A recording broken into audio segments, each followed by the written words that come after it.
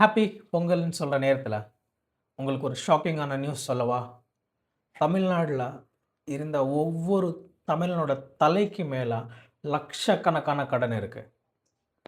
Official reports என்ன சொல்லுதுன்னா, March 2026க்குள்ள தமிழ்நாடோட கடன் வந்து 9.4 லட்சம் க்ரோர்ஸ் ஆக போகுது.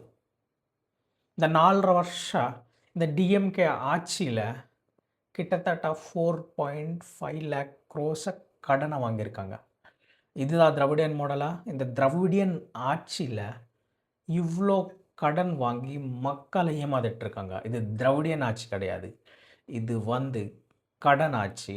திராவிடியன் மாடல்னு சொல்லி மக்களை ஏமாத்திட்டுருக்காங்க, கடனாளி ஆக்கிட்டுருக்காங்க.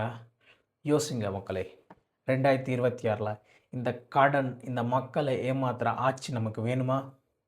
உங்களோட தாட்ஸ் கமெண்ட் பண்ணுங்கள். நன்றி, வணக்கம்.